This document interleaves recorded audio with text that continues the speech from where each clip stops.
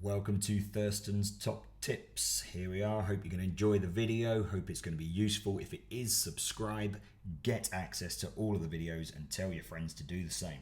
So here we are, question 9. 5 marks are available for this, so it's going to be a bit tricky. We're told that there is a shape made up of a right angled triangle and a semicircle.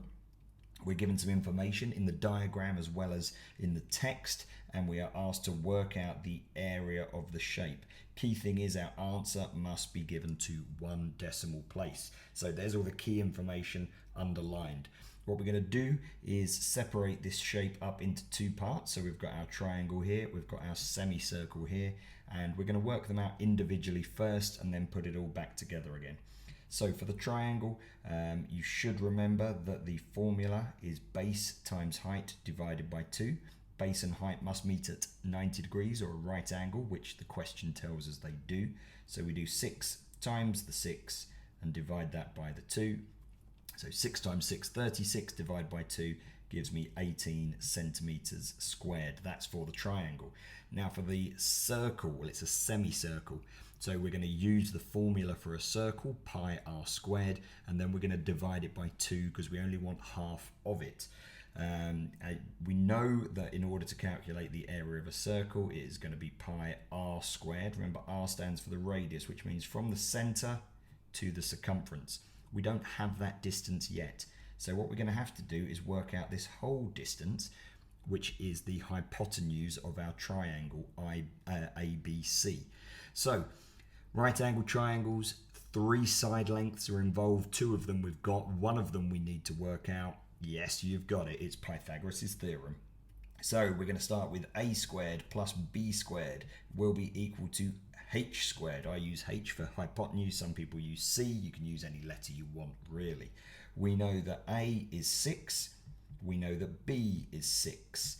And from that, we can calculate that 6 times 6 will give me 72. So we know that h squared is equal to 72. However, we want to work out what h, the hypotenuse, is. In this case, remember that that is equal to the line AC, or the diameter. So if we square root 72, that will give me the answer of 8.48528, and we can just keep going. Generally speaking, it's a good habit to work to 4 decimal places when you are writing these down. Statistically, that will give you the right answer. You never round to 1 decimal place until the very, very last answer. So we know that AC is equal to 8.48, blah, blah, blah, but we only want the radius, which means we need to divide that by 2.